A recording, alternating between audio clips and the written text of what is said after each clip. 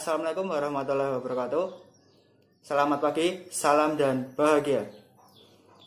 Saya Dwi Agus Nugroho dari Universitas Sarjana Wiyata Taman Siswa Yogyakarta dari Fakultas Ekonomi Manajemen ingin melakukan wawancara terkait UMKM di sekitar Yogyakarta. Di sini saya sudah membuat janji dengan Bapak Gustadi Alwianto. Bapak Gustadi di sini adalah pemilik dari warung kopi yang bernama Kedai Panjat.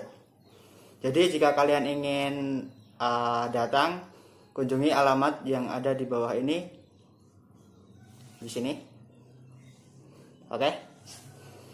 Tanpa basa-basi lagi, langsung saja ke wawancara berikut ini.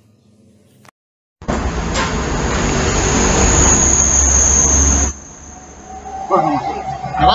Apa kamu? Boten cakok, boten apa-apa. Ya bahasa Indonesia mana, Pak? Ya, ya. Iki, Pak. Kula ajeng tanglet niki napa jenenge. Jadi pertama kali lah hitungane konsep Kedai Panjat itu kepriwe itu. Ya. Kayak gimana itu? Jadi konsep awalnya sih sebetulnya Kedai Panjat itu hanya sebagai sarana latihan. Sarana latihan untuk teman-teman pemanjat, teman-teman yang suka olahraga. Tapi kok sepertinya banyak orang nongkrong gitu kan. Terus wah sekalian aja karena kan kadang-kadang mereka cari minum, cari makan susah. Ya udah sekalian saya buka warung sini di Kedai Panjat ini. Warung kecil-kecilan lah. Berarti hobi nggak Pak Panjat? Ya berangkat dari hobi, kemudian kita buat sarana latihan, sekalian buat sarana bisnis kecil-kecilan lah, karena kan tempat kita kan tempat buat ngumpul, kan lumayan itu bisa jadi konsumen. Nah, kemudian setelah itu banyak teman-teman sekitar sini yang juga ikut ngumpul di sini, ikut latihan, juga ikut jajan di sini. Ya. Tapi pernah nggak, Pak, waktu dulu apa namanya? Jadi benar-benar over gitu loh. Maksudnya yang datang itu benar-benar banyak sampai Anda kewalahan itu.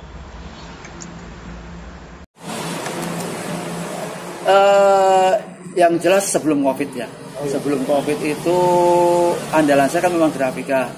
Jadi terus terang aja setelah COVID ini, setelah pariwisata ditutup, hampir 80% itu omset saya turun. Total itu hampir 80%. Itu bisa dibayangkan. Sementara setiap bulan saya harus ada uang keluar untuk tanggungan dan listrik dan lain sebagainya kan. Jadi setiap di grafika ini di Jogja lah terutama lah ya, setiap libur itu kan pariwisata kan selalu overload ya.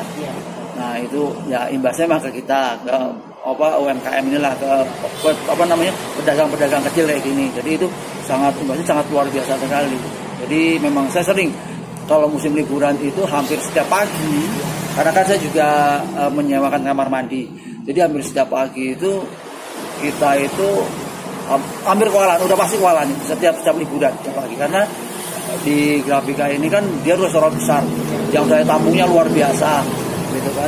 Jadi breakfast aja bisa sampai 1.000-2.000 pack per sehari ya, pagi toh itu ya. Nah ketika mereka menunggu breakfast biasanya mereka kan cari kopi dan lain sebagainya, mandi dan sebagainya. Nah itu mereka kesini ke tempat saya.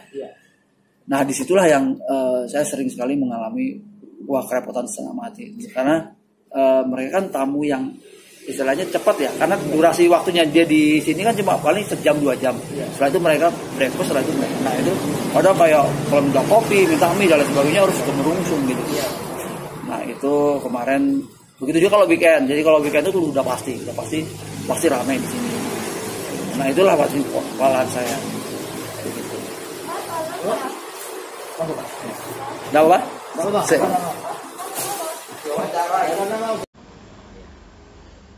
Tapi untuk ngaturnya gimana, Pak? Maksudnya pemasukannya contoh kalau ini terus pengeluarannya, maksudnya di bagian keuangannya itu susah nggak, Pak? Menurut Anda? Ya, nggak susah sih sebetulnya. Waktu pertama Pertama kali memang terkadang ya pertama kali dulu saya pernah mengalami kesalahan manajemen ya. Jadi duit masuk dengan duit keluar itu kita tidak balancing. Artinya terkadang duit masuk itu kemudian setelah itu kita harus belanjakan lagi. Nah terkadang kita belanjanya tidak sesuai dengan apa yang sudah barang keluar gitu. Sampai akhirnya barang itu sampai stok itu sampai menumpuk. Gitu. Jadi misalkan contoh simpel seperti ini, dulu itu saya misalkan 100.000 itu payu separuh rokok gitu kan. Besoknya saya kan harus belanja yang rokok yang laku itu. Tetapi dulu itu kadang pengen ngelihat makanan saya belanja makanan, pengen lihat minuman saya belanja minuman untuk nyetok gitu. Dan ternyata itu merusak, menggerogoti dari sektor keuangan yang lain kayak gitu. Jadi ketika ada tanggungan-tanggungan, ada yang harus kita bayar, kita harus ngambil dari sektor-sektor yang lain dan akhirnya ya itu tadi gitu. Jadi ya memang harusnya kita kalau misalkan barang itu keluar ya besoknya harus kita masukkan lagi gitu kan. Kalau tidak nanti ini kosong gitu loh, kosong gitu. Jadi kan dulu saya pernah ngalamin rokok sampai habis sama sekali gitu kan. Nah itu kayak gitu. Tapi sekarang alhamdulillah udah lumayan lah bisa. Ya berarti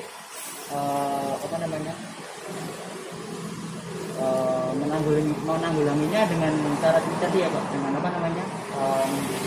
dari ambil sektor yang lain tadi ya uangnya ya. Iya betul. Jadi kan ketika ada, saya kan juga harus bayar tanggungan kan setiap bulannya dan lain sebagainya gitu kan. Jadi akhirnya duit yang buat saya bayar tanggungan itu saya menggerogoti dari misalkan uang payu Aqua, nah itu artinya seutuhnya saya bayarkan gitu kan, sampai akhirnya saya tidak bisa pulang lagi Aqua, jangan seperti itu. Jadi memang kalau kita laku barang tersebut ya memang kita harus beli lagi barang tersebut, kemudian keuntungannya baru kita simpan gitu kan. Jadi akhirnya barang itu tetap ada, tetap kita belanjakan lagi gitu kan. Nah sisanya ini baru kita belanjakan yang lainnya, misalkan kalau masih ada, kalau enggak kita simpan kayak gitu. Kalau pesaing bagaimana Pak? Untuk maksudnya ada strategi tersendiri atau tidak? Kita ya paling strateginya adalah bagaimana kita membuat beda, itu aja. Jadi seperti halnya kan saya kan juga ada angkringan kan juga banyak sekitar sini gitu kan, ada saya kelontong, orang-orang kelontong juga banyak di sini gitu kan. Nah saya paling ya strateginya saya membuat beda, jadi mungkin saya nambah wifi gitu kan. Terus kemudian juga ada sarana manjatnya gitu kan. Nah itu aja. Ya banyak lah saya punya strategi, misalkan dengan minuman, berbagai macam minuman saya siapkan gitu kan. Nah itu yang itu salah satu strategi saya untuk bersaing. Baik, untuk yang terakhir, untuk harapan terbesar untuk tahun 2021 lah Pak, atau setelah COVID mungkin. Kita kembali lagi ke suasana normal ya. Jadi bukan new normal, karena apa? New normal itu kan kita tetap harus jaga jarak dan lain sebagainya, dan itu bagi kami sebagai UMKM susah gitu kan, apalagi warung kecil kan tetap aja duduk harus dempet-dempetan gitu kan. Jadi kita untuk kalau restoran besar sih mungkin bisa dia punya ruang yang lebar untuk jaga jarak dan lain sebagainya kan. Kalau mungkin ini normal seperti itu. Jadi saya berharap sih kembali lagi ke normal, kemudian harapan saya pariwisata juga dibuka bebas, terus ya ada support dari pemerintah lah yang jelas ya untuk usaha-usaha kecil itu ya gitu. Tapi yang kemarin nggak dapat. Saya kemarin itu tidak dapat gitu, karena kan karena itu ada tracking BI ya, BI tracking ya gitu kan. Saya punya tanggungan di bank gitu. Tapi ya udahlah, enggak apa gitu kan. Nah, saya harapkan sih untuk kedepannya ya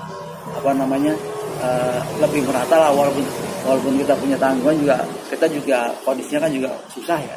Jadi artinya untuk kedepannya untuk kita take off istilah sepertinya, untuk kita naik ke atas paling tidak kita disupport lah sama pemerintah untuk kita kembali lagi ke normal lagi kan seperti itu. Terima kasih Pak untuk pesan yang terima kasih untuk sama-sama. saya mohon repotkan kalau saya Oh. ya maaf sekali lagi. Iya, sama-sama. Terima kasih kembali. Sukses. Oke.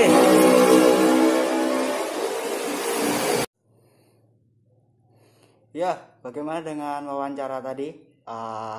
Teman-teman pasti juga dapat menyimpulkannya sendiri. Tapi menurut saya, Bapak Gustadi ini orang yang luar biasa. Beliau dapat memanfaatkan peluang sekecil apapun untuk menjadi sumber pemasukan. Salah satunya adalah memanfaatkan peluang dari kamar mandi tadi. Itu benar-benar luar biasa sekali. Dan bagi kalian yang ingin datang ke kedai panjat, langsung saja dikunjungi alamat di bawah ini. Atau kalian juga dapat melihatnya di kolom deskripsi video ini. Di kedai panjat harganya murah serta pasti kantong juga untuk semua kalangan hitungannya. Tempatnya nyaman, akses wifi-nya yang cepat, serta lahan parkir yang luas dan juga mudah dijangkau juga. Oke, hanya itu saja yang dapat saya sampaikan dalam video wawancara hari ini. Saya Dwi Agus Nugroho mengucapkan terima kasih. Wassalamualaikum warahmatullahi wabarakatuh. Salam dan bahagia. Dadah.